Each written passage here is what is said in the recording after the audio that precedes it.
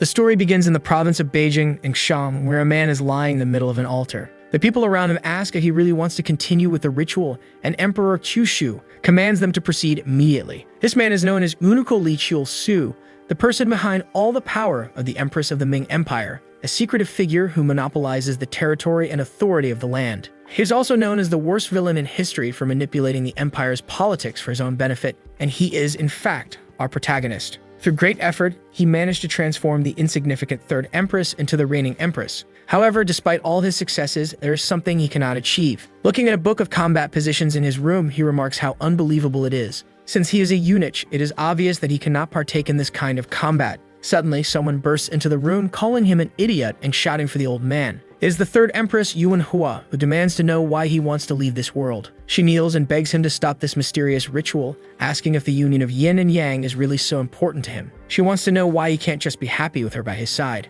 She says that if it's money or power he needs, she will give him everything he wants as long as he stops the ritual. But Qiu-Su responds that he has already made his decision. He asks for her forgiveness for his betrayal, but says he cannot serve her until the end. Naturally, the question arises: why is our protagonist so obsessed with the union of yin and yang? Most people wouldn't understand, but for him, it is crucial. This is because he is a reincarnated soul, and in his past life, he was also a virgin. Even now, he remains a virgin, having lived more than 50 years without experiencing anything. The infamous reincarnation truck struck him while he was crossing the street, and he ended up in this martial world for 50 years. He died at 28 and reincarnated as a 12-year-old boy. The problem was that as soon as he arrived, he was kidnapped by a maniac. This was no ordinary kidnapper. The lunatic castrated all the men to sell them as eunuchs on the black market. Despite all this, Qiu-Su did everything possible to restore his masculinity. He transformed the princess into an empress just to meet an extremely renowned doctor. He mastered martial arts to the point of rebirth and became the most powerful martial artist in the palace. But even when one of the men knelt before him and declared that creating something out of nothing was impossible,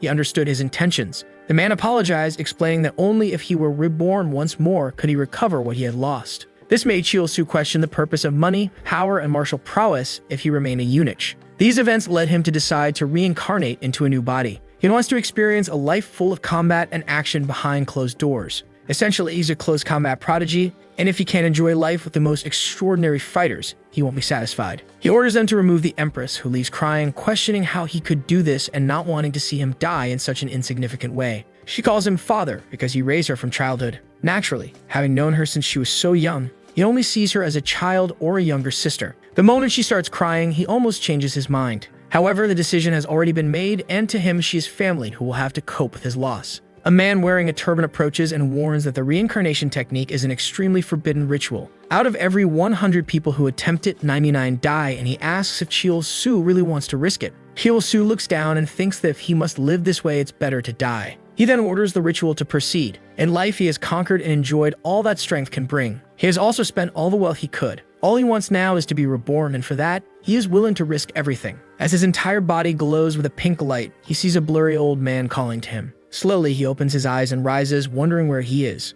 The old man simply says he's glad the boy seems fine. However, Qiu-Su immediately recognizes who this bastard is. This is the same cursed old man who castrated him 50 years ago in the imperial palace. Qiu-Su remembers that in the past he had tried to hunt this man down only to discover he had been killed by some bandits. However, it seems that instead of reincarnation, what happened was a regression in time. He thought he would gain a new body by reincarnating, but as soon as he looks down his pants to check, the old man, confused, asks if he's hurt. Qiu-Su grins psychotically at him and thanks the old man for saving him before apologizing. The old man helps him up and mentions he has some herbs at home that would help the boy recover. But Qiu-Su laughs, breaks the man's finger, and asks if he plans to kidnap him again to sell him as a eunuch. When the old man asks how he knows about this, Qiu-Su twists the man's arm. Despite just regressing in time, he still remembers the martial arts of his previous life, and for someone who stood at the top of the imperial palace, defeating an old man is effortless. He puts the old man in a chokehold, saying that in his previous life he was saddened to learn the old man had already been killed. But this time, it would be Qiu-Su who would end him. After squeezing the life out of him, the man's body drops to the ground.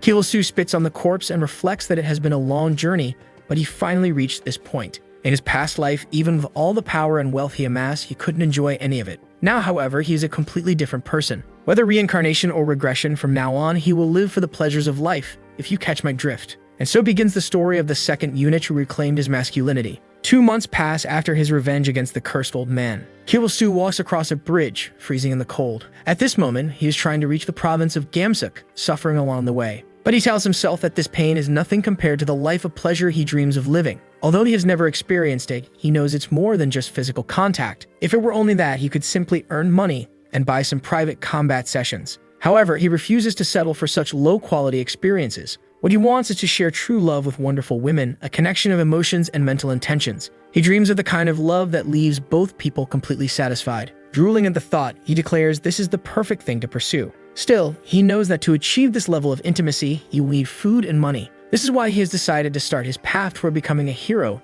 in the martial world. Thinking he would reincarnate into the future, he had buried many treasures in his grave. Unfortunately, this isn't the case, but he still has the advantage of knowing what will happen 50 years into the future. With his martial prowess, he is confident that becoming a respected hero won't be too difficult. First, however, he needs to correct his habit of laughing like an idiot from his EUNUCH days. And so he swears this is where the legendary story of the harem king Lee Chil-soo begins. He signals toward a building and asks if anyone is inside. From within, someone hears the voice of a child and steps out, wondering how anyone could climb the mountain in such a blizzard. Kil-soo takes a deep breath and shouts for all to hear that he has lost his family to bandits and needs help to grow stronger. He declares that he wants to become a disciple of the joint clan. This martial faction combines 3 philosophies, Confucianism, Buddhism, and Taoism, to combat the dark forces of Django. However, to outsiders, they are often seen as either a demonic sect or a group of bandits. The old man rushes toward Kil-soo and scolds him for risking his life by climbing the mountain in winter. Kil-soo simply replies that nothing else matters if he can join the joint clan. The old man stops and tells him to show his arms and hands.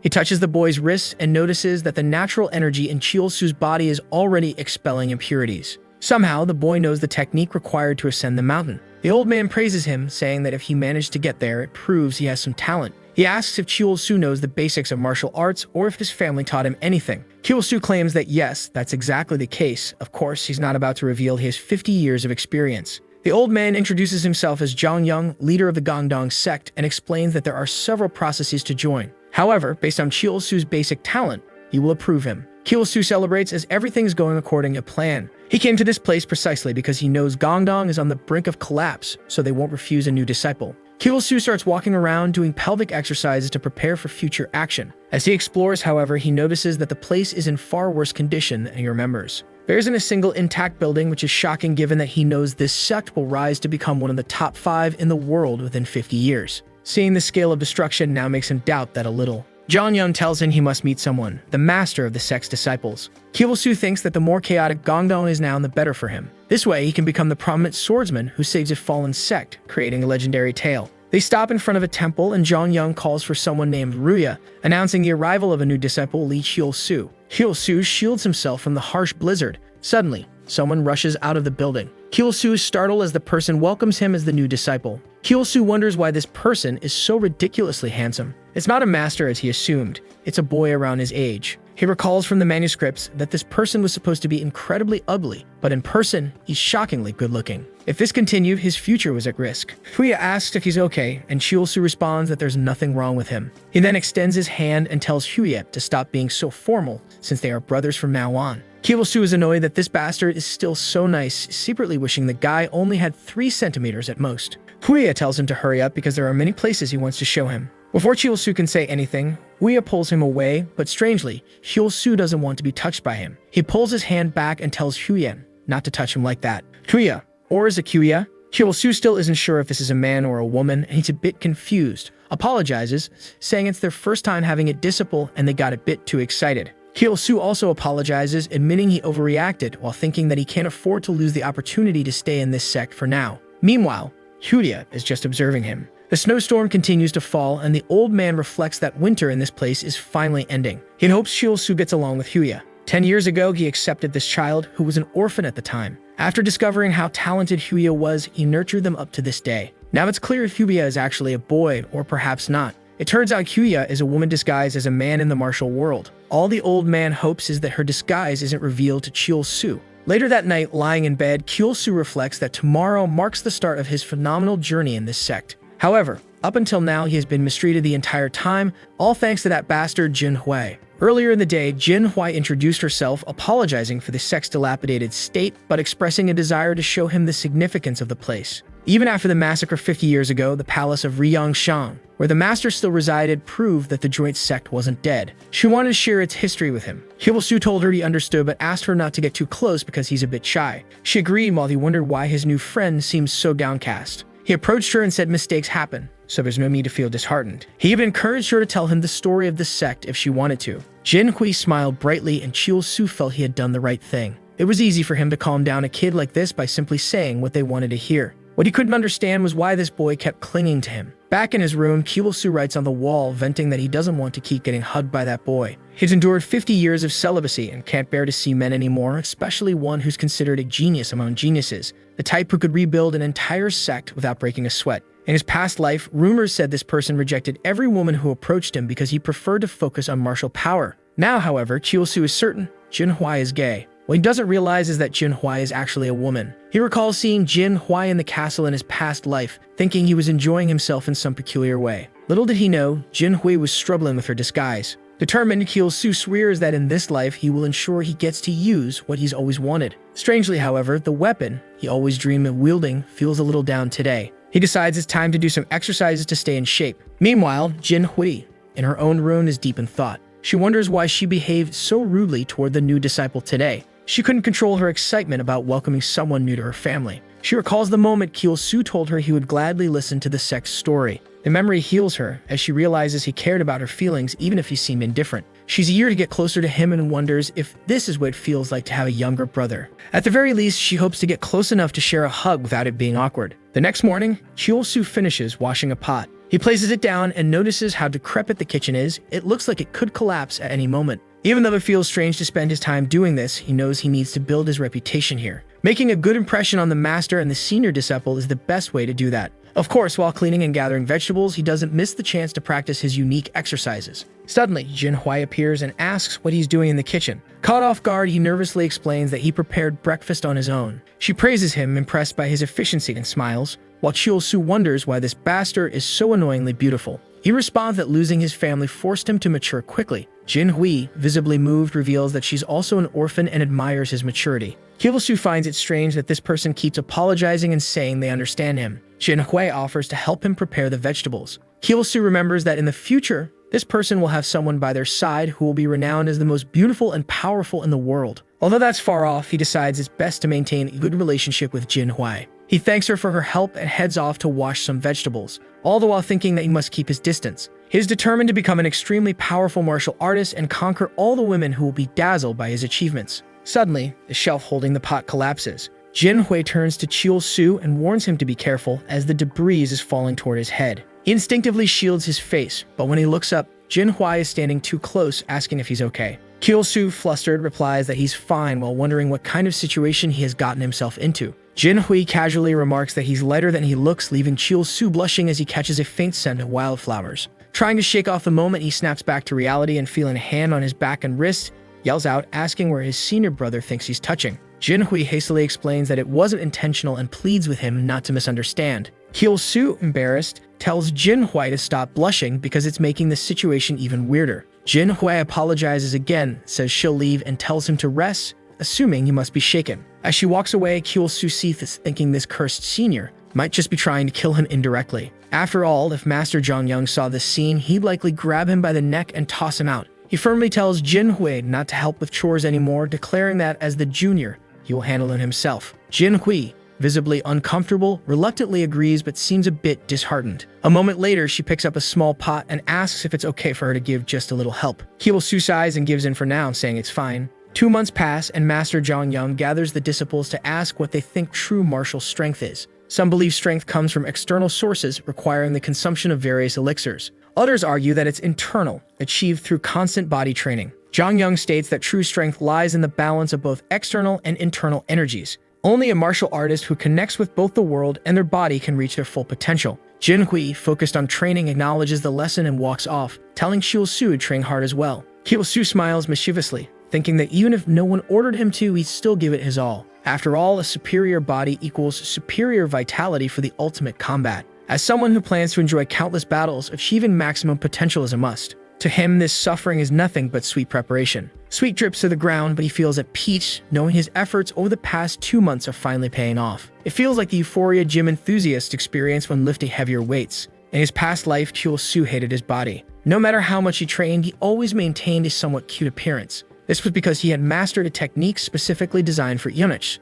Before discovering that this technique would permanently halt his body's development, he had even destroyed nations searching for elixirs. The more he reflects on this past, the angrier he becomes. In this life, he vows to ensure everything will be different. He will have a masculine body. Suddenly, Jin-Hui approaches. Chul-Soo asks why she's there, and she replies that she's finished for training and came to fetch him. Apparently, time flew by, and Chul-Soo didn't even realize training was over. Frustrated that the days seemed too short, he reluctantly follows her while she observes him silently. That night, high on the mountain, Chul-Soo realizes he's missing something essential for achieving his perfect body. This leads him to train cardiovascular endurance, which he deems crucial for navigating the Garden of Pleasures. However, the sect leader doesn't allow excessive training, fearing it could harm his young body. But Chul-Soo refuses to give up his nightly runs, believing they are key to becoming the king of vitality. Unbeknownst to him, Jin-Hui is watching from afar. When he notices her, he stumbles on a rock and goes tumbling down. Angry and embarrassed, he demands to know why she's there. Jin-Hui asks why he snuck away from the pavilion to train alone, reminding him that overexertion is dangerous.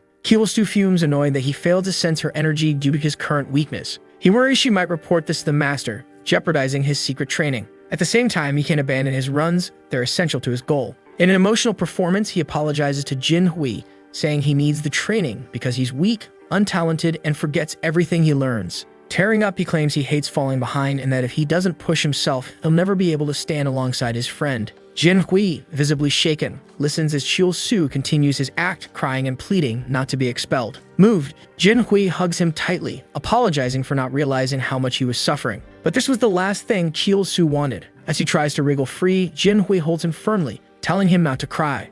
Chul-Soo is mortified, thinking about how his first hug ended up being with a man. He had hoped to save this milestone for a breathtaking beauty, yet here he is, trapped in Jin-Hui's iron grip. While Jin-Hui glows in bliss, Chul-Soo notices something oddly soft pressing against his head. The scene shifts to a memory of a young girl standing among a pile of dead animals as people call her a monster. Angrily, she glares back at them. Zhang Yang appears, offering her 2 rice cakes, and tells her that, like him, she's a human under the same sky. He kneels and asks if she would follow him. Back in the present, Jin-Hui tells Chul-Soo that the master wouldn't expel him just for lacking martial arts talent. Now that he's part of the sect, he's family and will always be their junior. Chul-Soo pulls away from the hug, surprised to feel for the first time a hint of sympathy for Jin-Hui. Despite his immense talent and mastery of martial arts, Jin-Hui has the condition of gynecomastia, that faintly noticeable chest some men have. And so Chul-Soo believes that what he felt against his head earlier must have been Jin-Hui's chest, specifically the result of his gynecomastia. Feeling pity for the poor guy, Chul-Soo convinces himself there's no doubt Jin-Hui is a man, as this was already confirmed back at the palace.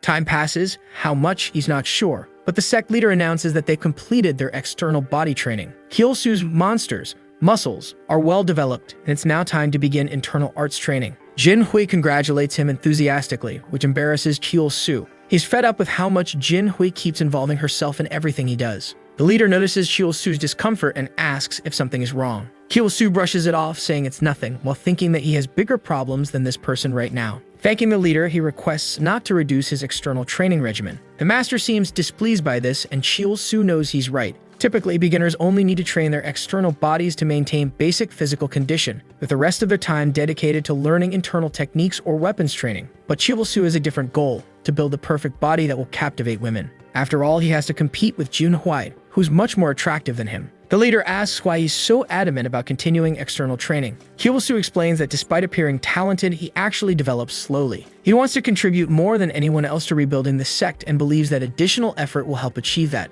He acknowledges that continuing such training isn't the most efficient path, but it's not impossible. Moreover, if 2 fighters use the same sword strike, the one with greater strength will win. This slight advantage, he believes, will not only secure his victories, but also help him eventually attract an extraordinary woman who will fall for his strength. Smiling, he pleads with the master to allow it, confident that he can push himself to the limit. The leader is impressed by the determination in Chul-Soo's eyes. Here is someone who recognizes his ordinary talent yet strives to exceed it through sheer effort. Reflecting on the essence of the sect, to help individuals reach their maximum potential, the leader considers that certain traditions were abandoned as the sect deteriorated. Perhaps Chul-Soo's resolve is precisely what's needed to restore what was lost. Handing him a scroll, the leader says it contains the foundational formula for the Yang symbiote martial art. Hyul-soo, confused, asks if this means he has permission to continue external training. The leader explains that the martial world is cruel to those without talent, but for those willing to face challenges, all paths open. Thus, Hyul-soo is permitted to continue his external training but must also master the internal technique detailed in the scroll.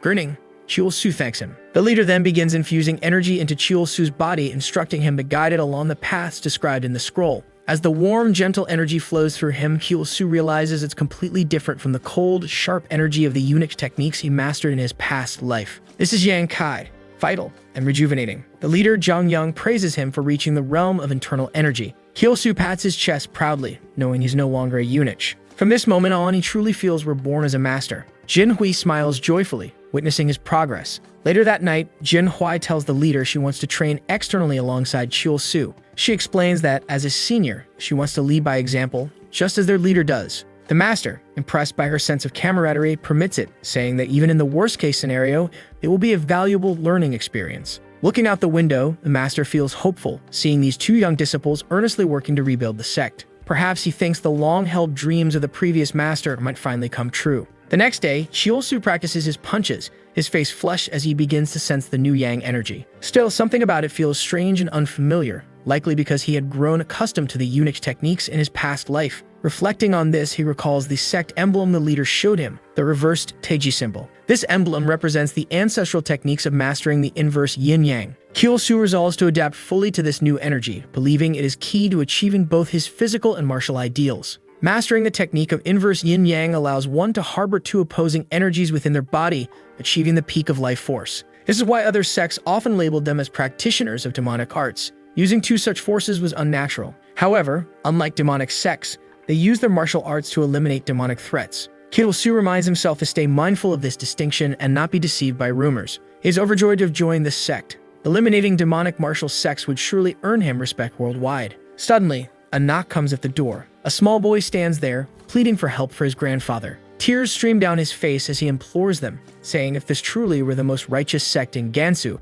they'd surely have someone who could help the man who supported them his whole life. Jin-hui asks what's going on, and Hyul-soo explains that someone's asking for help. The problem is their master isn't around today, leaving them uncertain about what to do. Shortly after, they step outside, and the boy explains he needs help finding whoever stole all of his grandfather's goats. Hyul-soo remarks that such a theft should be reported to the local authorities. The boy insists it wasn't a person who did it. Judging by the tracks and destruction, it must have been something else. He explains that his grandfather always loved this sect and was raising the goats to sell and donate the proceeds. But when he went to fetch them from market, they were gone. Apologizing for being unable to pay, the boy begs them to help his grandfather, who supported the sect his whole life. Hyul-soo, after some thought, agrees to check it out, reasoning that the boy's effort to come all the way up the mountain deserves at least a look. Later, the boy leads them to the scene, and Hyul-soo, noting the location at the base of Gangdong Mountain, suspects it might have been a wild animal. His attention is drawn to some marks on the ground that look like snake tracks. However, the size suggests it's a demonic creature. He asks Jin-hui if there's any legend about a giant snake on Gangdong Mountain. She says she's never heard of such a thing.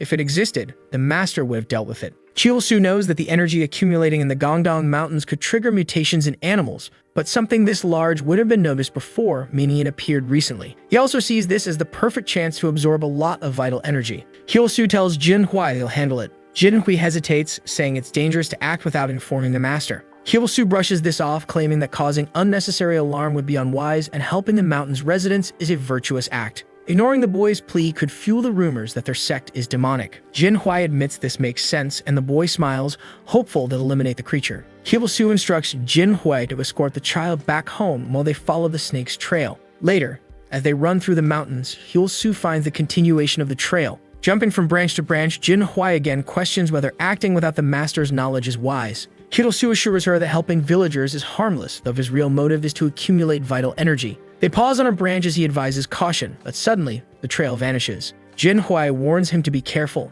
and when he looks up, the massive snake lunges at him. It strikes him square in the chest, sending him crashing to the ground. Jin-hui screams as Hyul-soo struggles to rise, bloodied and bruised. The narration interjects with a prophecy about a saint from another sect who got lost in Gangdong Mountain and discovered a legendary item, secret techniques abandoned by Gangdong's ancestors, and an elixir. For an ordinary beast to become a demonic creature, it must absorb immense spiritual energy. The mutation likely occurred because residual energy in a cultivation spot affected the snake. Gripping his wounds, Chiwol-su realizes that if he survives, he'll not only restore his vitality, but also grow stronger and recover Gongdong's lost techniques. Jin Huai rushes to his side, screaming for her junior as the snake prepares to strike again. She attacks, but her sword is ineffective against its tough scales. As she notices something on the side, the snake's tail slams her, sending her flying. Chiwol-su mentally berates her inexperience, thinking she panicked in a critical moment. Grabbing a branch, he lunges at the snake, stabbing it in the eye and forcing it to retreat momentarily. However, the venom begins to take its toll, and Chiwol-su feels weaker. Jin Hui asks if he's okay, but he insists they must focus. They've fallen into the creature's trap. He asks if she noticed the hardness of its scales, and Jin Hui admits they're impenetrable. They must decapitate the snake in a single attack, but it's too fast to allow that. Chiwol-su notes that Jin Hui still has far to go before reaching her full strength. The real problem is that, though he retains his past life skills, he's already been poisoned and can only buy them a little time. If Jin Hui, with her inexperience, also gets poisoned, they're doomed. He resolves to create an opening. Removing his belt, he tells her to prepare for his signal. When it comes, she must use all her destructive yang energy in one decisive attack. Jin Hui hesitantly asks how he plans to do anything in his condition. Chiwol-su charges toward the snake, yelling that there's no time for hesitation. No matter how formidable a demon may be, they all have a weakness. He shouts as he dodges the snake's strike. Using his belt, he loops it around the snake's neck and slides underneath it. He signals Jin Hui, who leaps with her sword, delivering a precise slash that cleaves the creature in two. The snake's body crashes to the ground, and Jin Hui remarks that, as expected, the neck was its weak point. Still, she's shocked that Chiwol-su seemed to know this and guided her to decapitate the snake. Her attention shifts to the side, where Chiwol-su collapses to the ground. His body is burning from within, the venom's effects as described in legends.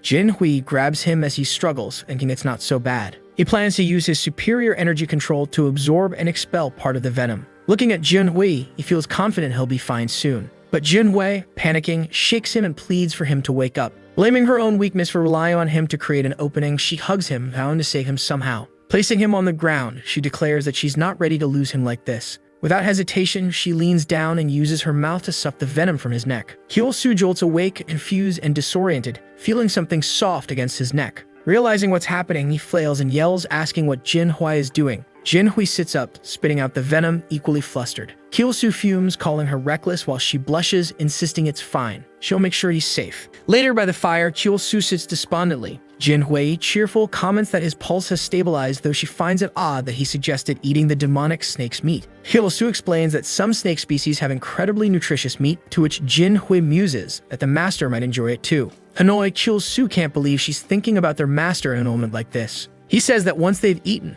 they should search the snake's cave. After wandering through the forest, they finally find the entrance at the mountain's summit. Jin Hui remarks on the strong spiritual energy emanating from the cave. Chiwol-su is impressed by her sharp intuition, wondering if she used the same skill in her past life to find this place. Inside, Jin Hui marvels, saying she never imagined Gongdong had a place like this. She speculates that the energy might be tied to some lost manuscript. Chiwol-su agrees it's possible. It could be a hidden cultivation spot of the ancestors or where a master achieved immortality. If so, the place should be brimming with elixirs. Jin Hui notices something in the corner, several pills. However, they seem devoid of energy, likely consumed by the snake. Deeper inside, they discover a temple. In front of it sits a table with several books. Jin Hui approaches and identifies them as sword techniques. Realizing the significance, they conclude these are the lost martial arts of Gongdong. Jin Hui is in awe, convinced this must have been where the ancient masters trained. Chiwol-su, having anticipated this, remains calm. She exclaims they stumbled upon an incredible opportunity. Chiwol-su notes there might be more hidden treasures and suggests they split up to search. As soon as he's out of sight, Chiwol-su sprints deeper into the cave, determined to find the elixirs before Jin Hui. If he can secure them, he'll accelerate his progress and avoid living in her shadow. Eventually, he spots a floating pill. Drooling at the sight, he declares this will help him leave behind all past humiliations, bringing him one step closer to become the harem king. But before he can grab it, Jin Hui shouts from another direction, having found a bathing spring. She notices something peculiar, but is interrupted by Chiwol-su's screams. She rushes to him and finds him collapsed in front of a frozen area. Jin Hui recognizes it immediately. It's Metasung-su, the legendary elixir of life. Formed over millennia, it contains immense yin energy, the feminine counterpart to yang vitality. However, this is disastrous for Chiwol-su, whose goal revolves around building yang energy. Consuming it would completely disrupt his balance, leading to the same feminine characteristics he despised in his past life as a eunuch. Chiwol-su, devastated, realizes this could undo all his efforts. Jin Hui asks why he's crying so much, and he claims they're tears of happiness. Feigning enthusiasm, he insists she should consume it,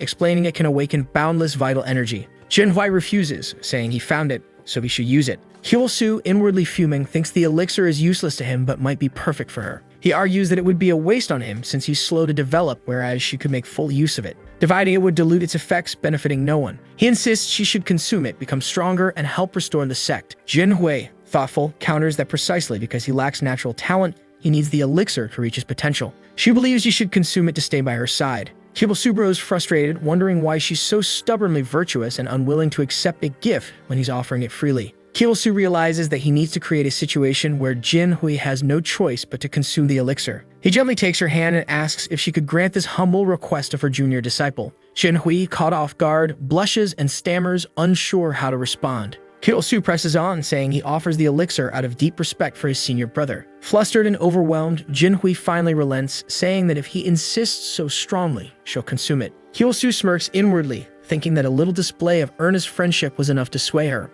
Jinhui advises him to be cautious, reminding him to focus on properly absorbing energy when the time comes. She thanks him and begins studying the manuscripts to prepare herself. Hyul-soo watches in awe at how quickly she flips through the pages, impressed by her capacity to absorb so much knowledge. Only someone with an extraordinary body and talent could do that, he muses. Shortly after, Jinhui declares she's memorized everything and approaches the elixir. Holding it in her hand, she reflects on the incredible gift Hyul-soo has given her. Out of respect for his decision, she vows to absorb the elixir fully. But the moment she consumes it, a freezing sensation overtakes her body. It feels as though her heart is encased in ice. Hyul-soo asks what's wrong, but Jinhui collapses, overwhelmed by the immense power coursing through her. A fierce wind surges through the cave as Hyul-soo realizes the energy is too violent for her to handle. Seeing her body freeze is a clear sign that something is going wrong. Inside her mind, Jinhui finds herself in a surreal mental realm. She recognizes this as the result of consuming the elixir. As a menacing energy approaches, she tries to absorb it, only to be thrown into a sea of chaotic memories. She recalls a painful incident from her past,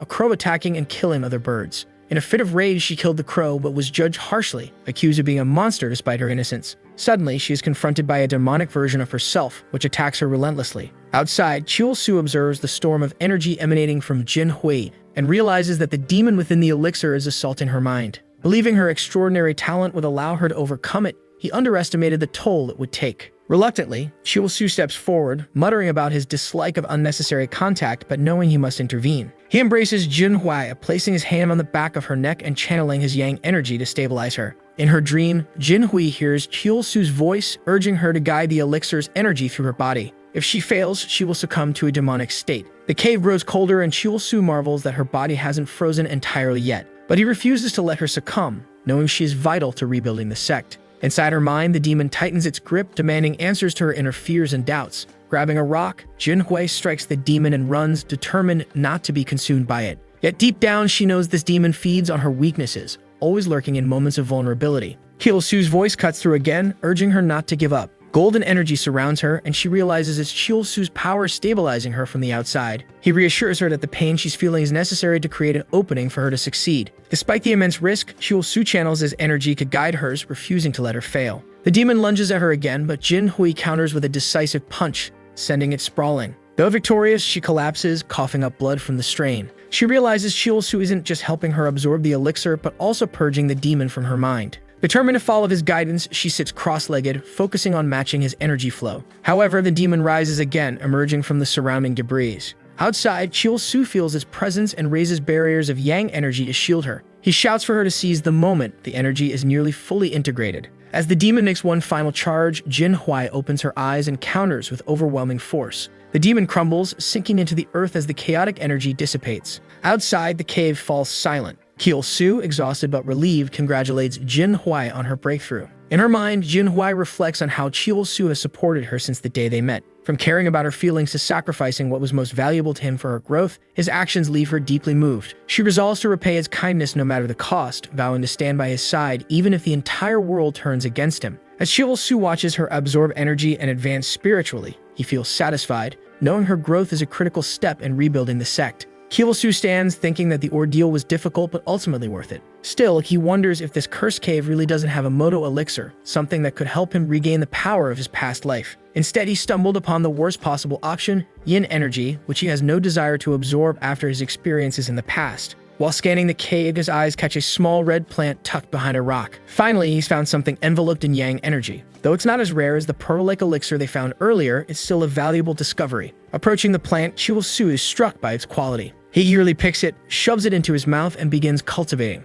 Rather than using the plant's energy solely to strengthen his internal power, he channels it throughout his body, enhancing his vitality and overall health. This is the perfect moment for him to develop the power of a true man. For the first time in ages, he feels the genuine yang energy coursing through him. Though he hasn't advanced as much as Jin Hui, he's gained a body immune to illness. A short while later, he stands, imagining that Jin Hui might have gone to bathe after their training. Given that this is a sacred place where ancestors practice, there's bound to be at least one bathing area. Nearby, Jin Hui is indeed taking a bath, exclaiming how amazing it feels. Chil-Su calls out from a distance, asking where she is. Jin Hui panics, telling him not to come any closer. Chil-Su sits outside, saying he'll wait there. Jin Hui thanks him, thinking to herself that she can't let him see her like this. As she soaks, she reflects on how close Chil-Su came to discovering her true identity as a woman. Disguising herself as a man her whole life has left her uncertain in situations like this. When she first joined the sect, her master advised her to conceal her gender to avoid complications. Despite the risks, she feels grateful for having successfully absorbed the elixir,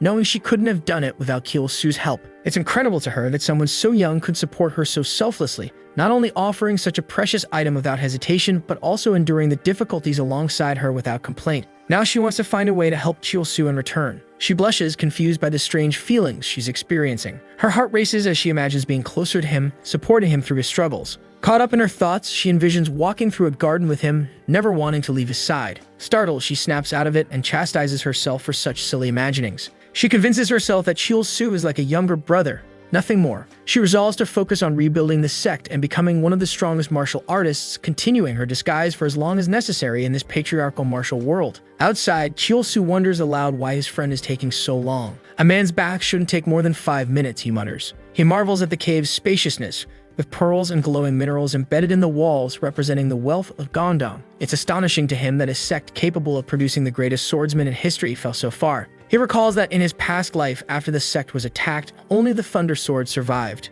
That swordsman, Zhang Yun, the current leader of Gangdong, became infamous not for his skill, but for being the sole survivor of the massacre. The title Demon Slayer was given mockingly, as others considered him a coward who lived while everyone else perished. Recovering the lost martial texts is essential for the sect's revival. Chil-Su knows that while this cave holds remnants of their history, it also hides mysteries. In his past life, when he visited the cave, it had already collapsed. Now it stands perfectly preserved, suggesting its destruction wasn't natural. Jin Hui suddenly emerges, glowing and refreshed, and tells Chil-Su to go take a bath. Chil-Su, flustered by her radiance, punches himself in the face to clear his thoughts. In the bath, he wrestles with his irritation, wondering why his friend keeps getting more attractive. Slamming his fist into the water, he grumbles about the demon driving him crazy. When he returns, he finds Jin Hui organizing several recovered books. She explains that she's sorting the martial texts they retrieved. Chil-Su gets excited, realizing these will be foundational for Gangdong's revival. However, he notices that none of the sect's famous primordial techniques are among the texts.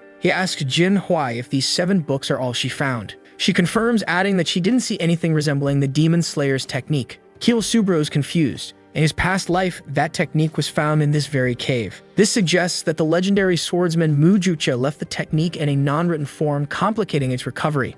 Now Chil-Su must figure out how the master who transcended life and reached immortality chose to preserve his legacy. Jin Hui suddenly exclaims that she's found something, a series of sword marks on the cave wall. She rushes ahead, urging Chil-Su to follow, saying he'll understand when they get there. In another part of the cave, they discover a wall covered in deep cuts. Chil-Su approaches and, upon touching it, senses something unusual. He deduces it's a mechanical structure from 300 years ago, designed to open only when the right amount of force is applied. However, using the wrong energy could cause the entire place to collapse. Jin Hui theorizes that without the correct Demon Slayer technique, the door won't open. Chil-Su agrees, but suggests there may still be a way. He explains that although he doesn't fully understand the technique, the Imperial Palace has long studied martial arts from various sects to maintain control over martial artists. The Demon Slayer technique, being as famous as it is, was certainly among those studied. Chil-Su is confident that the secret behind the mastery of the sword lies beyond this wall. Walking alongside the sword marks, he studies their patterns. Jin Hui, puzzled, asks what he's doing, but soon notices subtle paths on the floor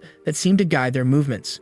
Following the paths, Chil-Su stops before a wall overgrown with plants. Drawing his sword, he slashes at it, revealing markings beneath. He calls Jin Hui over, asking if she can decipher them. The complexity of the markings requires 2 full days to interpret, Slowly, they piece together the technique, realizing it starts at one end of the cave and ends at the other. By retracing the sword's movements and using reverse engineering with the tools they recover from Gongdam, they begin to correct each motion. Jin Hui frequently asks if her stance is correct, and Chiul Su, often frustrated, makes adjustments. What annoys him most is the thought that his first lessons in this world should have been for a beautiful, adoring woman, not this infuriating Jin Hui, who seems to overshadow all the experiences he hoped to reserve for his ideal partner. When hunger strikes, they sustain themselves on energy pills, pressing on until they've completed their calculations. At last, the day comes to test their efforts. Chiul Su nearly hugs Jin Hui in celebration but stops himself, remembering Jin Hui is a man. Jin Hui prepares herself and asks if all that remains is to use the technique. Chiul Su confirms, noting that only she can perform it.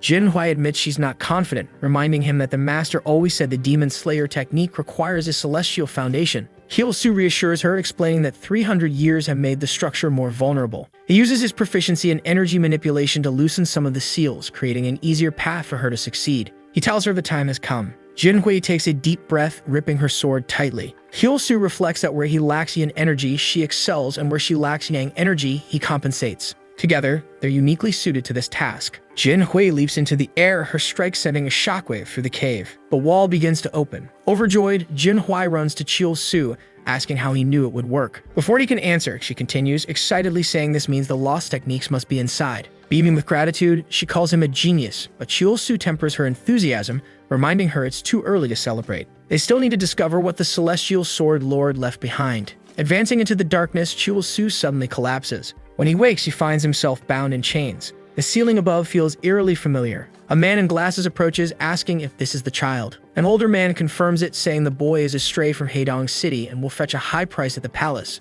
Turning to Chiul Su, the man says, "Ah, so you're finally awake." Chiul Su's heart sinks as memories flood back. This was the day he lost his masculinity and was sold to the palace. Realizing the truth, he understands that when they opened the door, he fell into an illusion. Despite the surreal surroundings, he knows this is no dream. It's a trap left by the Celestial Sword Lord. Seething with rage, Chiul Su vows to make that old master pay for this torment. The boy in the illusion comments that life in the palace wouldn't be so bad, suggesting Chiul Su could even become a eunuch with enough power to change the world. These words infuriate Chiul Su further because in his past life, he achieved exactly that, becoming the second most powerful figure in the empire, second only to the Empress. He clenches his fists, his resolve hardening. Though the illusion is meant to break him, Chiul Su decides to turn it into an opportunity to uncover the true legacy of the Celestial Sword Lord. Chiul Su begins to question the purpose of all this power. In his past life as a eunuch, even with immense strength and influence, he couldn't enjoy life's pleasures. This realization reignites his frustration, labeling his past self a damned bastard.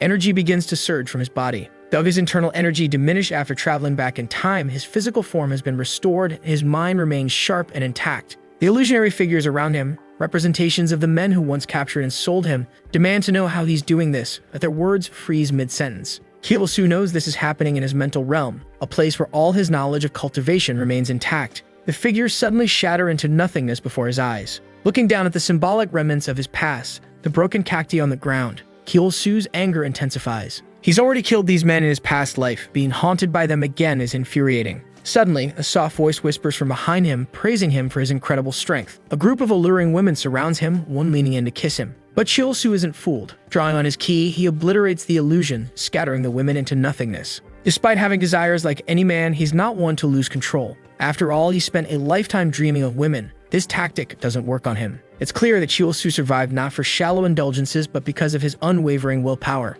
At that moment, a commanding figure emerges from the shadows, the Celestial Sword Lord Mu Jucha. "You've exceeded my expectations," the figure remarks, his voice resonating with authority. Chiul Su moves to respond, but before he can speak, Mu Jucha launches an attack. A crackling blade of lightning slashes toward him. "Let's see if you can handle this," Mu Jucha challenges. Chiul Su, startled by the immense aura radiating from the master, channels his energy into forming barriers while dodging the onslaught. Despite his best efforts, one strike lands squarely on his abdomen, sending him hurtling backward. Gasping for breath, Chiul Su realizes the truth. Standing before him is the very person who halted the demonic invasion 300 years ago, the legendary Celestial Sword Lord Mu Jucha. He continues to dodge while telling the man to listen, insisting that he's not an enemy, and asks if he doesn't recognize him. Mu Jucha immediately responds, saying that it seems like he thinks he's an idiot. Even though he could see that the boy had the mindset of an absolute master, he didn't possess the martial power of someone in the first class. Furthermore, the aura of rebellion surrounded his body, making it impossible for him to claim innocence.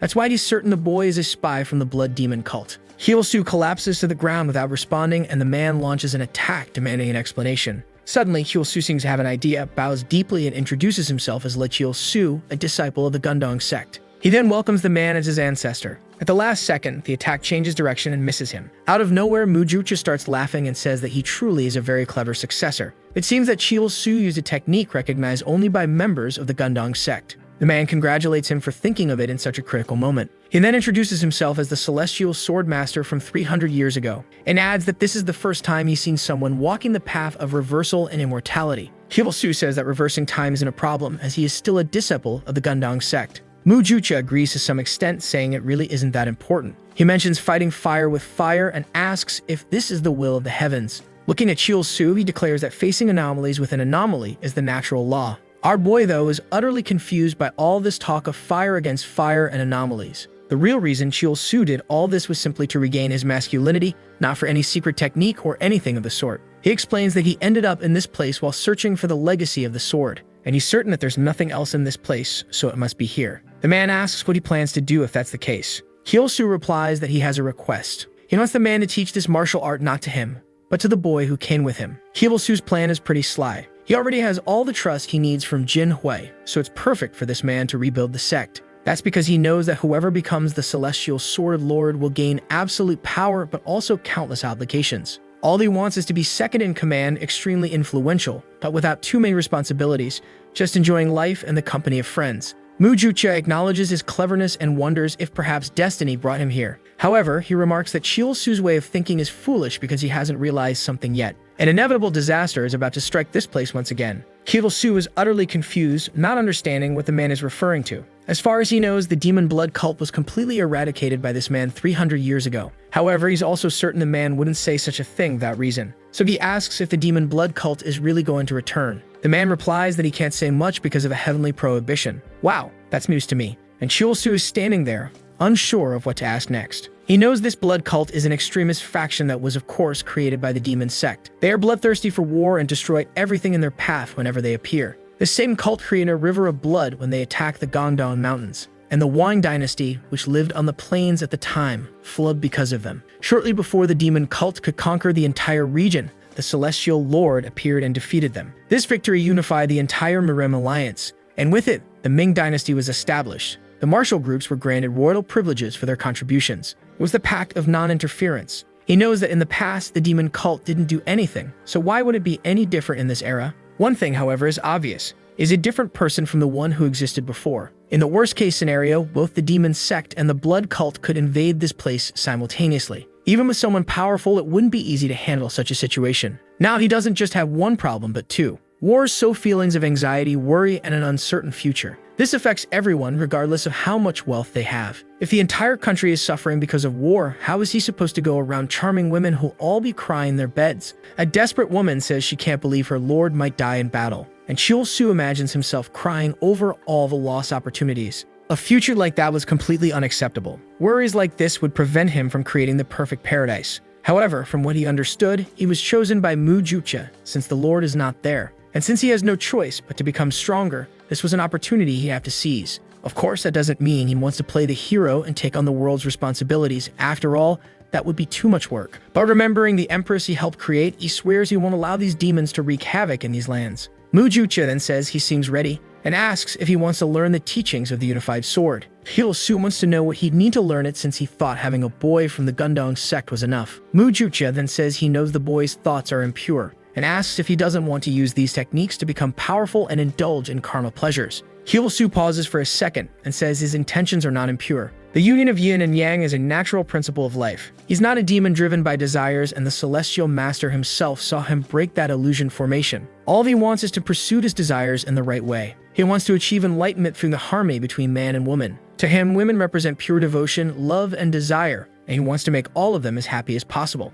This is completely different from seeing them as mere playthings, which is what a true villain would do. Mujucha is baffled by the boy's philosophy and wonders what crime a woman would have to commit in her life to get involved with someone like him. But Hyul-soo assures him not to worry because he'd always take responsibility. Otherwise, he wouldn't have started this in the first place. Mujucha is impressed that the boy is truly motivated by this. He then laughs and says he'll at least give him some credit for being so ambitious. He warns, however, that if Chil-Soo wants to learn this martial art, they'll have to discard any mental foundations he's created. Chil-Soo says that's not a problem. He hates the martial foundation of Yin he currently has. Mujucha declares that since he's so resolute, they'll begin. He will learn the supreme martial art that belongs to this sect, the celestial unification of the art of harmony. Wow, such grandiose names. The two appear in a kind of floating sea, and Chil-Soo is completely confused looking around. Mujucha says this is the unification of harmony. It's the depth of yin and yang that he'll only comprehend if he masters the celestial art. Back in the cave, he hears the master's voice telling him he must dedicate himself to learning the dual harmony technique. Suddenly, he wakes up and sees Jin Hui beside him. He tells his sister to wake up and touches her shoulder. She asks what happened, saying she saw the master disappear and the pavilion burning. He then explains that both of them were caught in the celestial master's illusion. He managed to survive and now knows what's there. That box contained the dual harmony technique, part of the legacy left behind. Suddenly, the cave begins to collapse. He runs toward the box and says they must grab it quickly and get out of there. It was the swordsman's power that kept this place intact, and now that he's gone, everything will fall apart. Jin Hui points to a glowing stone on the side, and the two run out. As they leave the cave, Chil-Soo looks to the side and sees Mujucha's vision. It vanishes just as he reaches the entrance. However, the boy says nothing and just keeps moving forward. Shortly after, they manage to get outside. Jin Hui comments that it's been so long since he's even seen sunlight, and now the cave has completely collapsed, so obviously there's no going back. However, he feels relieved that at least some martial arts techniques were recovered. Chil-Soo says it's time to return to the base because they have a lot to organize. But before that, there's a place he needs to visit. In the city, someone asks a little boy why he's standing there lost in thought. It's his mother, telling him to wake up because his grandfather is already in bad shape. He apologizes and says he's already packed everything. At that moment, the old man comes out of the house and asks if they really have to leave this place. She says yes, considering how poor they are and that all their money was taken. They have nothing left to do here. At the very least, they need to go somewhere they can make a living. It's been a week since the boy visited the Gongdong sect, and he wonders if the two are doing well. He's worried that perhaps what he said might have put them in danger, until someone knocks on the wood and asks if anyone's there. Obviously, it's the pair of mischievous boys who've arrived. The mother asks who they are, and our boy introduces himself. Jin Hui explains that her son asked them to find the culprit who destroyed their home and stole from them, and they've returned now that they've resolved the case. The grandfather and the woman are a bit skeptical that they actually did this. The boy drops the bag on the ground and runs to hug the two of them. Meanwhile, Chil-Soo is complaining that the kid didn't leave an address, so it was hard to find him. However, he explains that they've now avenged the snake that destroyed the place, and he thanks the boy for letting them know because it was thanks to him that they prevented more people from getting hurt. He then reaches into his pocket and says he has something for them. It's a core from inside the snake's body. It should be properly prepared and given to his grandfather. If he consumes it fully, his health will improve. The boy thanks them, crying, and the grandfather steps closer. Suddenly, he begins crying as well. A little while later, it seems they're leaving, and with that, they've left the city. The two stood there in silence. Chil-Soo says that sometimes he wishes he were stronger so he could show more gratitude to those who care about Gongdong. Chil-Soo takes a look and then starts walking, saying it's time to return. They don't have time to get distracted and need to rebuild that place. His friend agrees, and with that, they head off together. Chil-Soo is excited. With the boy and the snake's help, they've gained a great opportunity. However, it's also placed a huge responsibility on him. He imagines that the Chil-Soo from the past life didn't manage to awaken the divine fusion technique. But when he went there, the cave was already collapsed. This means someone else went to that place and recovered the techniques. And what if that person was a descendant of the Blood Demon sect? Maybe they destroyed the cave to get rid of the technique once and for all and erase Gongdong's history. One thing is certain, there's a hostile entity moving right now. Now, after all this, he begins to wonder, how are the two of them going to explain all this to their master? As he climbs the stairs, the master appears behind them and asks if it's them. They turn around looking a bit embarrassed, asking how he's doing. Immediately, the leader comes at them and smacks them both upside the head. He demands to know why they disappeared and what they were doing while he was away. Sometime later, it seems everything has been explained, and he asks if it's really true. Jin Hui confirms, and our boy says that Lumina's pearl was taken from the cave. Looking through the books, the leader says there's no doubt, it's all genuine. Out of nowhere, the man starts crying emotionally, saying they've recovered techniques that had been lost. It was truly a stroke of luck, maybe even the blessing of the ancestors falling upon them. Obviously, as much as they deserved credit, it was still an unauthorized adventure. For what they managed to accomplish, they wouldn't be punished. However, they'd better ensure something like this doesn't happen again. The leader then hugs them and says they're welcome back. Later on, they're seen writing some things in the manuals. Jin Hui was helping the leader organize everything. The leader commented that the Luminous Pearl would also be of great help. At least for now, they wouldn't go hungry and wouldn't have enough to sustain themselves. At that, Chil-Soo mentions that it might not be a good idea to reveal to the public that they recovered all this. The leader asks if he means they shouldn't sell the pearl, as everyone would know what happened. Hyo-soo says yes. His peace is what matters. Whatever the nature of all this, it symbolizes the demon cult. Additionally, the reincarnation technique he used in his past life was a forbidden magic, something that also belonged to the demon sect. It's probably related to the mark Mu Jutsu saw on him, and he recalls that alongside the Empress, they eradicated the entire demon cult. But he never imagined there were other hidden forces. If even in his past life they didn't know of this existence, it's still dangerous for him now. At this moment, before attracting any attention, they need to become as strong as possible. He then tells the master that rebuilding the sect is only just beginning, and showing the world a treasure without having the power to protect it will only bring disaster. The luminous pearl is an extremely rare material that many people desire. The leader says he understands and agrees that Chil-soo isn't wrong. He also knows that the Shadow Society has been gaining significant power in the Gansu province. Jin Hui seems unfamiliar with it. The leader explains that in the past, it was just a group of bandits, but recently, they've been gaining a lot of influence. He then says that for now, they won't reveal to anyone the existence of all this. He opens the door to the room and tells the two to follow him. He couldn't ignore all they had done, so it was time to go out to eat. They would head to the Gangdong Inn. This makes Chil-soo very excited. He knows the white lonely flower is in this place, and finally he'll be able to meet Su Heron. However, as he walks through the city, all he sees are beggars starving. Chil-soo wonders if there really will be an inn in a place like this. The leader says he must be surprised at how rundown the area is. He explains that it's all because of the weakness of the Gangdong sect. As they lost relevance, the local businesses also weakened. In the past, this was an extremely bustling place full of wealth and life, but now it's barely surviving. The atmosphere in the streets isn't peaceful at all, especially with the emergence of the Shadow Society. Chil-soo remembers that even in his past life, many people wanted to conquer the Gansu province. The leader says, however, that there's one good thing amidst all this. The Gangdong Inn, the most important thing in this place, is still operating. Chil-soo, now drooling, is ecstatic. He says the entire world could collapse as long as this place remains intact. He then tells the master that this place is truly perfect. Nothing carries the name of Gangdong as well as it does. The leader thanks him, relieved to hear that, and tells them to go inside. Inside, the atmosphere is quite calm. Chil-soo is impressed that despite the empty streets, the inn is quite lively. Suddenly, a man introduces himself to the leader, saying it's been a long time since they've seen each other. His name is Siu Wang, and he's the owner of the inn. He tells the leader to follow him and seats the three of them at a table. John-young comments that the place is as good as ever. The man says he's too kind and then asks who the young man is.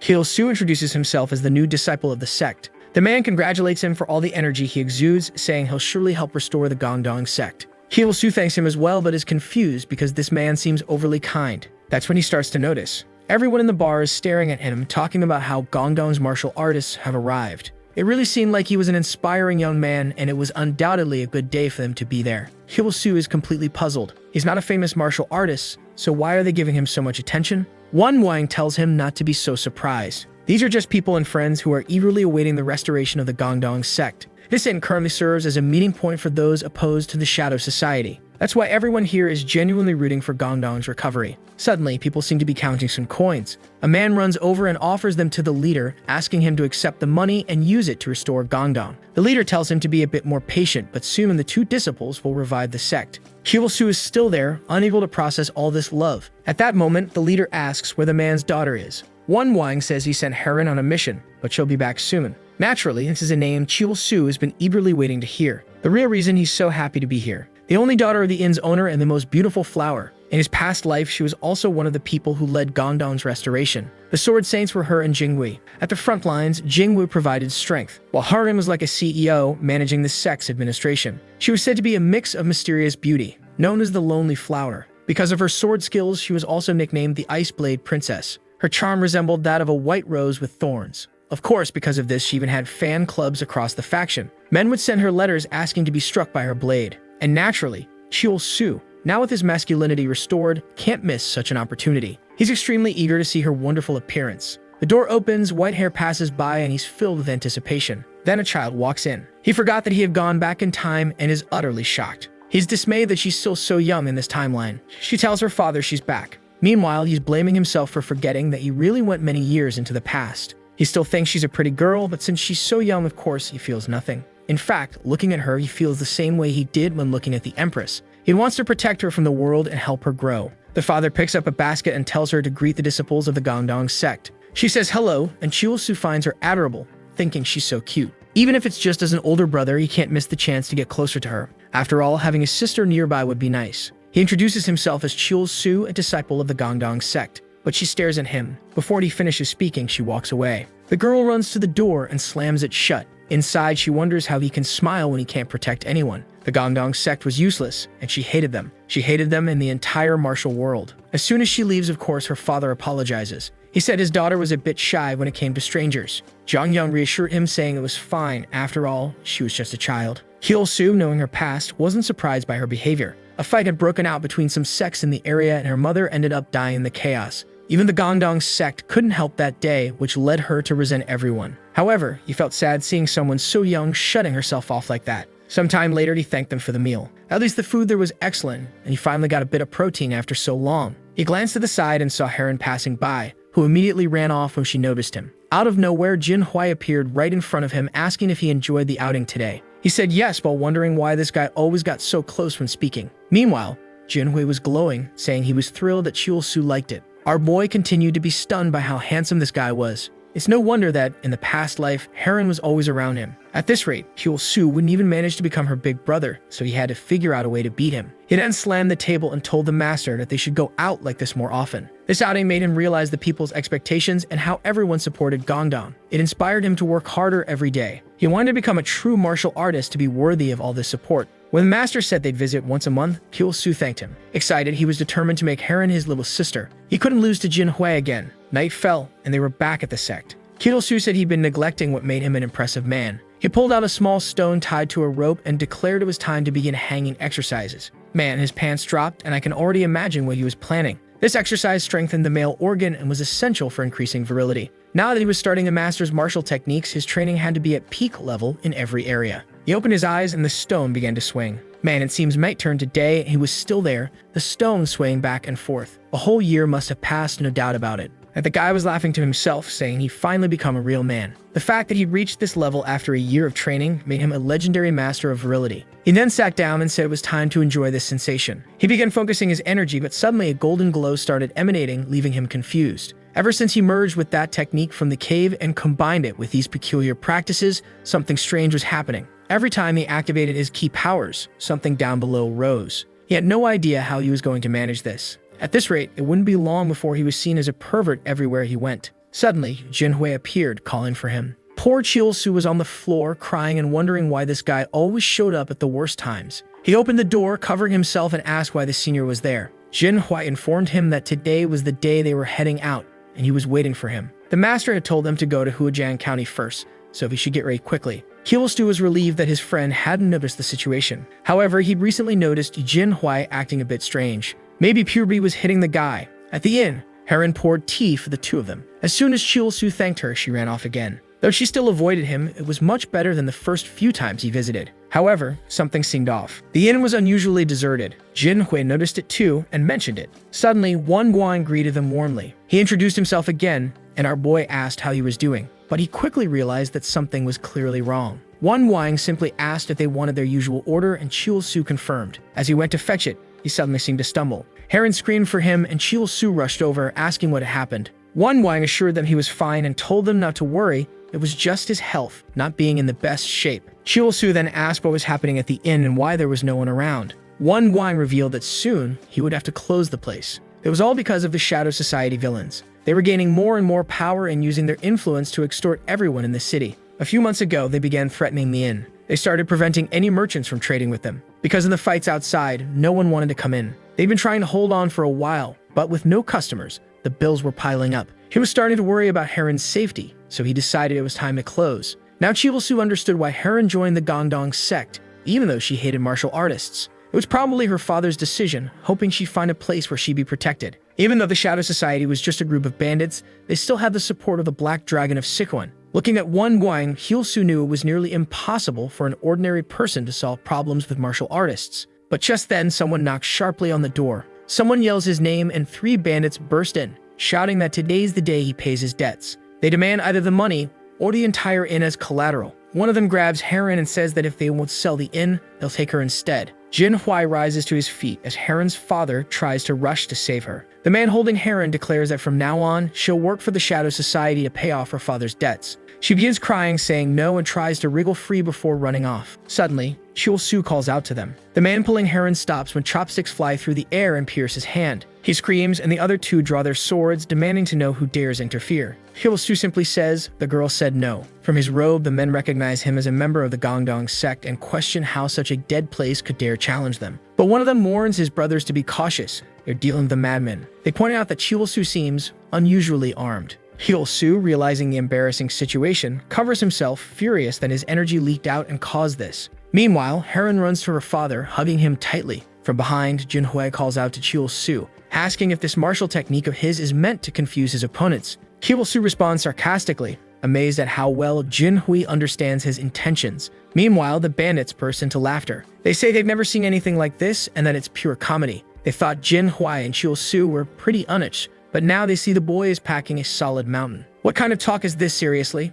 One of them points his sword, saying that now that they've messed with their group, they'll have to pay the price in blood. Chul-Soo crouches down and says, fine, take whatever you want. But if you fail, you'll lose your most precious jewels. The bandit warns him to be careful with his words. Chul-Soo tells Jinhui he'll handle this and asks his senior to protect Heron in the meantime. Jinhui agrees and moves toward Heron and her father. The father, worried, asks if it's really okay to leave the boy alone. Jinhui reassures him, saying not to worry. Chul-Soo is much stronger than he seems. At that moment, one of the bandits charges at Chul-Soo, swinging his sword. Chul-Soo ducks, picks up a twig, and delivers a precise blow to each bandit's jewels. The third bandit, watching this unfold, starts to panic. Chul-Soo advances and declares that he'll crack 6 eggs with a single spoon. Blood sprays everywhere. Moments later, a Gum's leader arrives and asks if everyone is okay. Looking down at the broken bandits, he asks what exactly happened here. Chul-Soo apologizes, saying he caused unnecessary damage while trying to restore order. One Wang speaks up, thanking them. If it weren't for the boys, they would have lost everything today.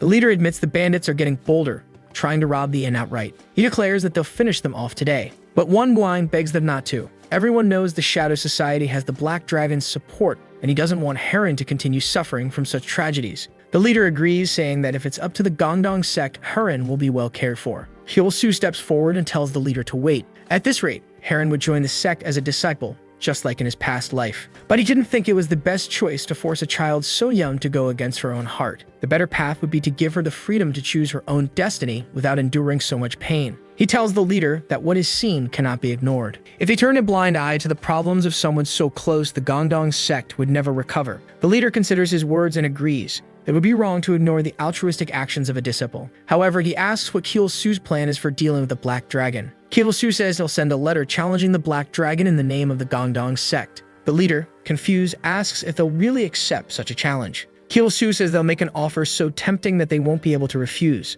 The scene shifts to the Black Dragon sect. The challenge bypassed the Shadow Society entirely and went straight to them. One of the members scoffs, saying these Gangdong fools don't know their place. The challenge is for a consecutive 2 versus 3 fight. If Gangdong loses, they'll close their gates for 50 years. If the Black Dragon loses, they'll abandon the region. The Black Dragon sect leader remarks that the terms are too advantageous. It's clearly a trap. But he's confident because they have Wei Soryang, the deaf Black Dragon. As he contemplates, someone interrupts, saying there's no need to worry. A stunning woman strides in, declaring that she'll handle this personally. Her name is Yu Yeryang. What a name. Help us out, girl. Yu Yeryang, known as the Tiger of the Blade, declares that she will handle the matter personally due to the rumors spreading about the Shadow Society. She had heard that one of the Gangdong disciples was boasting about turning 3 Shadow Society members into EUNUCH without even drawing a blade. All he needed was a spoon. Naturally, the one spreading this rumor was none other than Chul-Soo himself, who had told the story to anyone willing to listen. People were impressed, never imagining a young master could humiliate their members so thoroughly. Chul-Soo kept saying it was clear the Shadow Society was weak, so the Black Dragon must be even worse.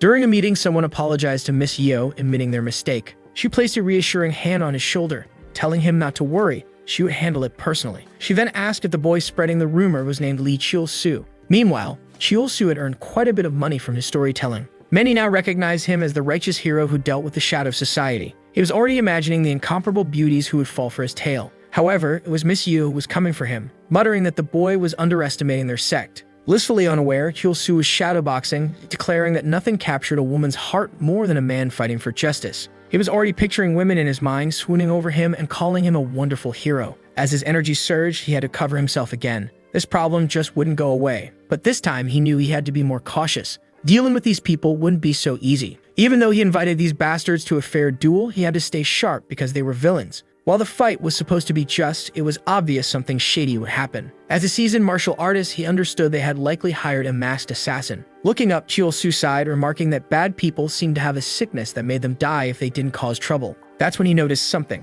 The assassin had arrived, and she was incredibly dangerous. The first thing he noticed was, of course, that it was a woman. In his past life, he had fought the Shadow Society 4 years into the future, but he didn't recall ever seeing a woman among them. Now his jaw dropped. She wasn't just a woman, she had a flawless figure. Chil-Su's attention focused on what mattered. She stopped in front of him and asked if he was the one known as Li Chil-Su. Blushing, he confirmed, "Yes, I am the hero himself." She seemed confused by his reaction. In an instant, she launched an attack, declaring that he would pay the price for challenging the Black Dragon sect. Blows were exchanged, and it was clear Chil-Su could hold his own. She acknowledged that his skills were decent for his age, but it wasn't surprising. She figured the boy believed they would win because of the genius Jin Hui on his side. Chil-Su was struggling to defend himself, but quickly noticed she was far stronger physically than he was. He tried to counter, but she leaped into the air with unmatched grace. In a second, she was back on the ground, moving as lightly as a feather. Her movements were far too refined for someone from an ordinary sect, so who was she? Eryong smirked and teased that he liked to scurry like a little mouse.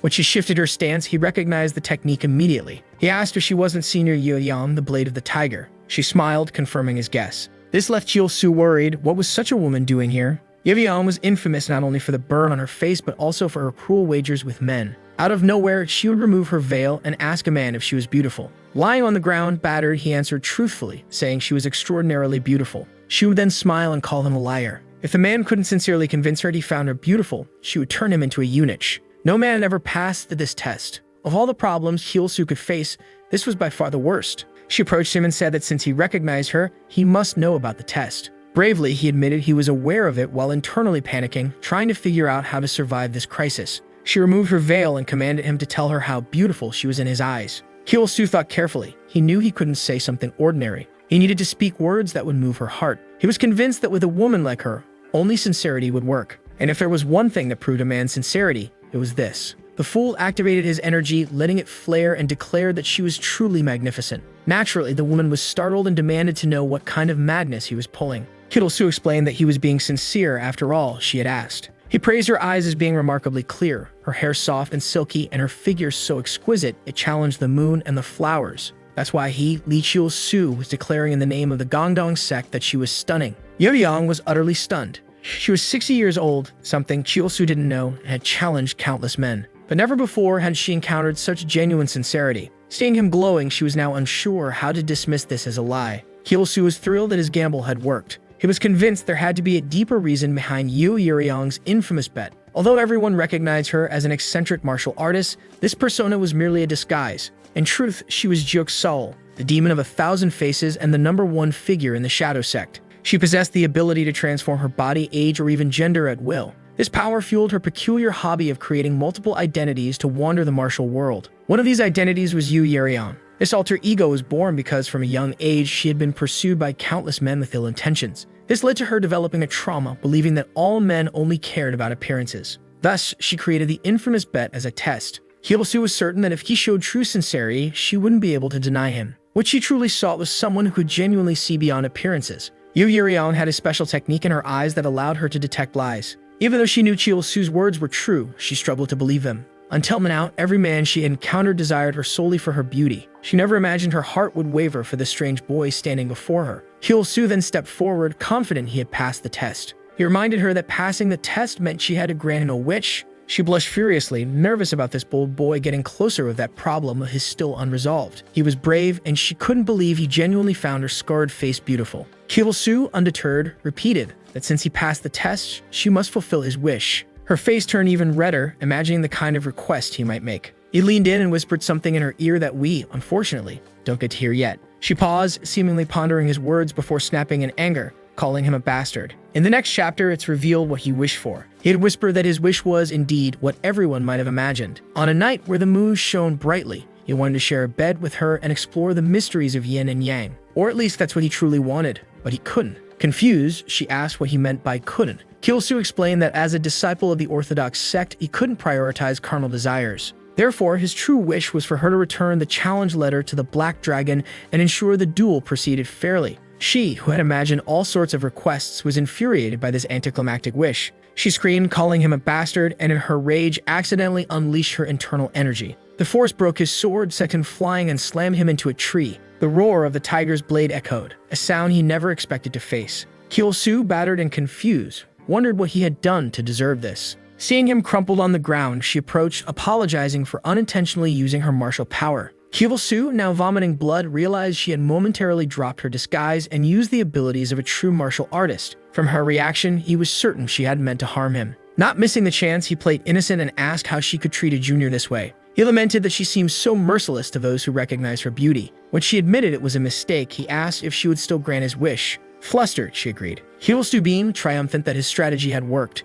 She placed some pills on the ground for his recovery and started to leave. Watching her go, Kyul-soo couldn't help but feel he'd come out of this with a profit. As she climbed a tree, he heard someone shouting his name. He quickly picked up the items, deciding to keep the encounter a secret from Jin-hui and the master. Meanwhile, Jin-hui was racing through the forest, worried about the energy disturbance that shook the entire mountain. She feared something terrible might have happened to her junior. Finding him on the ground, she cradled him in her arms, asking if he was okay. He groggily replied that he had been attacked by a group of masked individuals. Although the battle was brief, he managed to defend the sect. Jin-hui cursed the Shadow Society, vowing never to forgive them for what they had done to him. Kyul-soo thought to himself that all the pieces were now in place. With Jin-hui's rage now fueled, he was certain his senior would give everything in the upcoming duel. Jin-hui continued to hold him, assuring him that he would give his best to protect him. Night fell and a new day began. After a night of rest and some of the pills, Kyul-soo had recovered significantly. Yeonjong and Jin-hui asked how he was feeling. Feigning weakness, he claimed that after circulating his energy, he was starting to feel much better. The master, noticing his enthusiasm,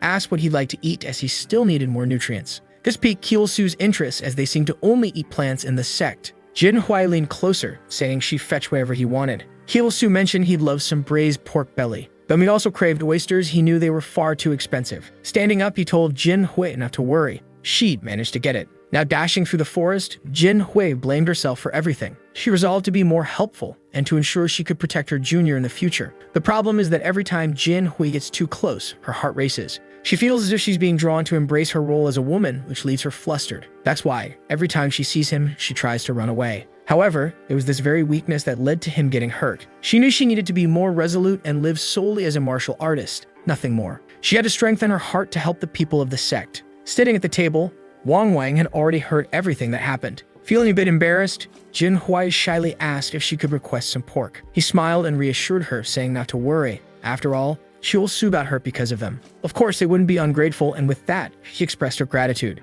Suddenly, Heron slammed the table and called out to her. Heron asked if everything was okay and if she was looking after Oso. Confused, Jin-hui questioned the sudden offer. Why was the little girl trying so hard all of a sudden? Heron replied that it was obvious. It was because Kyul-soo had saved the inn that day. And that's why he at least deserves a like on this video that helps Mamoru make more juicy content for his viewers. Activate the cheeky little bell, and I'm out.